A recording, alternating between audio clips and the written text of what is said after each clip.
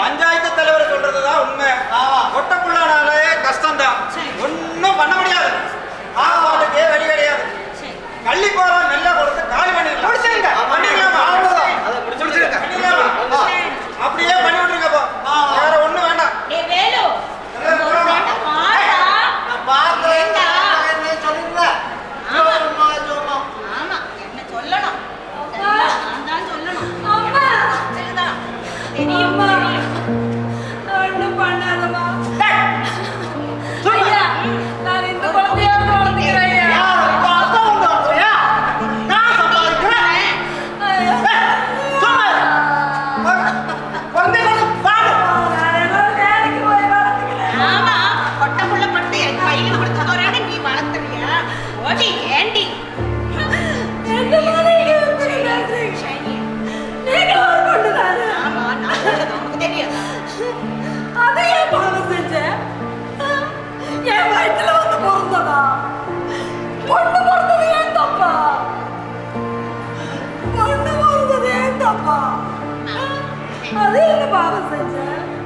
இந்த ஊர்ல வந்து பிறந்ததா?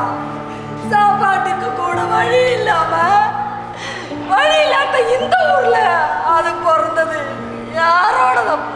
என்னோட தப்புதான். அம்மா நான் அது வளர்த்துக்கிறேம்மா. நீ பார்த்துட்டு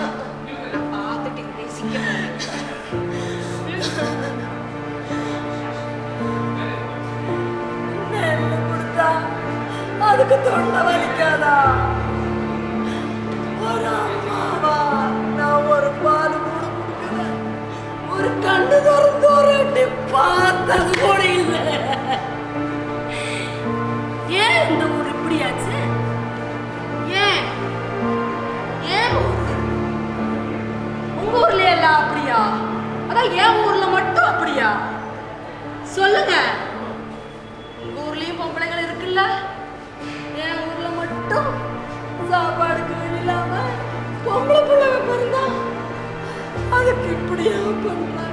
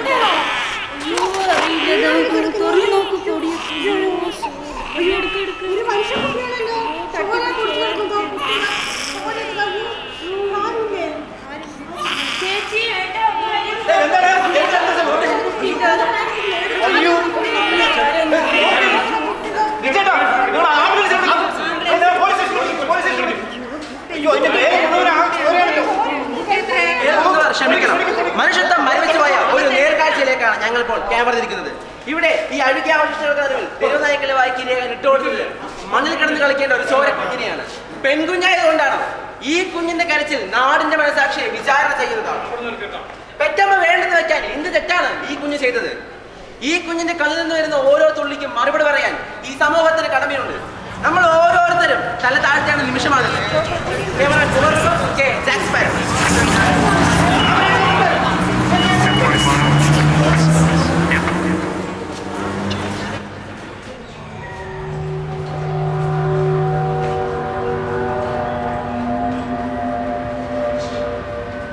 പ്രാക്ടിക്കലായി ചിന്തിക്കും.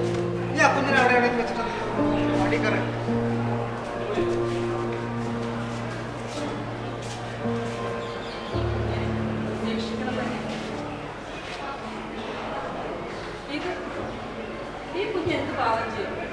കുഞ്ഞിനെ കൊണ്ടുപോയാലുണ്ടല്ലോ നമ്മുടെ കുടുംബത്തിൽ കയറ്റി നാട്ടുകാരെന്ന് പറയും.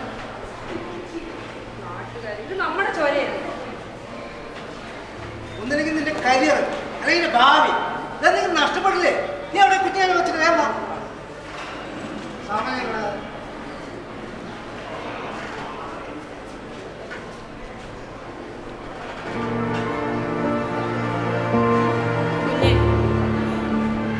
എനിക്ക് നിന്നെ ഉപേക്ഷിക്കണമെന്നില്ല, പക്ഷെ സമൂഹത്തിൻ്റെയും നാണക്കേടിനെയും ഭയന്നാണ് ഞാൻ നിന്നെ ഈ പെരുവഴിയിൽ ഉപേക്ഷിക്കുന്നത്. നീ എന്നോട് മാപ്പ് മാപ്പ് തരും.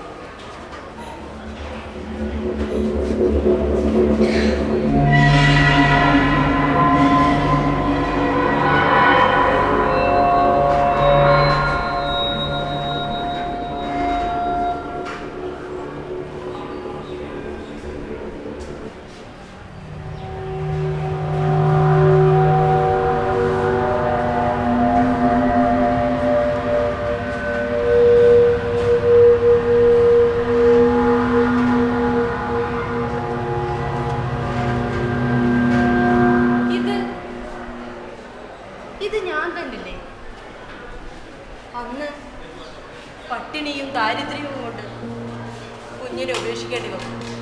ഇന്ന് സ്റ്റാറ്റസും അഭിമാനവും സമൂഹത്തിൽ തലയുയർത്തി നിൽക്കാൻ നാണക്കേട്. നമ്മൾ രണ്ടും ഒന്ന് തന്നെയല്ലേ? ചോരയെ വളർത്താൻ കഴിയില്ലാത്ത നീചയായ അമ്മ സ്വന്തം ചോരയെ വളർത്താൻ കഴിവില്ലാത്ത അമ്മ.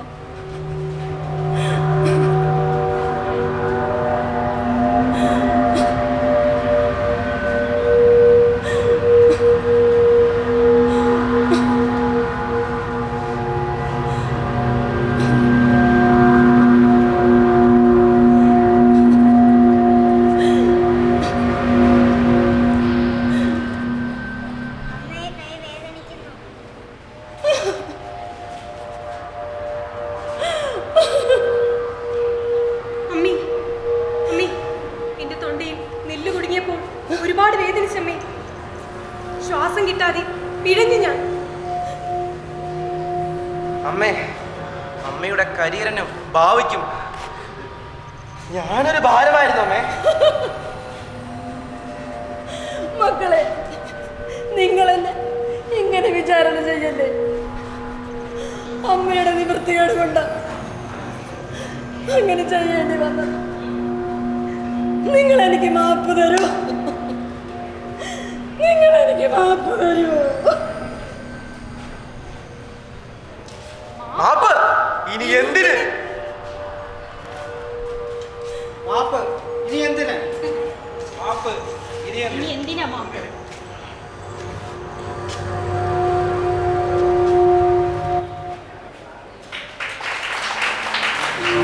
കാലം ഒരു വട്ടമാണ്. അതിൽ മനുഷ്യന്റെ ക്രൂരതകൾ പല വേഷത്തിൽ ആവർത്തിക്കപ്പെടുന്നു. കാലം എത്ര മാറിയാലും രൂപം എത്ര മാറിയാലും ഇത്തരം ക്രൂരതകൾക്ക് ഇരയാകാൻ ഇനിയും എത്ര കുഞ്ഞുങ്ങൾ ജനിക്കണം. പൂവാകും മുൻപേ പൊഴിഞ്ഞ മക്കളെ മാപ്പ്. പ്രിയമുള്ളവരെ, ഇതിൻ്റെ അഭിനേതാക്കളെ ഒന്ന് പരിചയപ്പെടുത്തുകയാണ്. ഇവിടെ ആദരിക്കുന്നത് ടാപ്പിൻ്റെ പ്രസിഡന്റ് വി രവീന്ദ്രനാണ്. അദ്ദേഹത്തെ ക്ഷണിക്കുകയാണ്. ഈ നാടകം രചിച്ചിരിക്കുന്നത്, രചനയും സംവിധാനവും നിർവഹിച്ചിരിക്കുന്നത് അഞ്ജലി എം. ഇതിലെ അഭിനേതാക്കൾ ഷീജ എഴുത്താണി,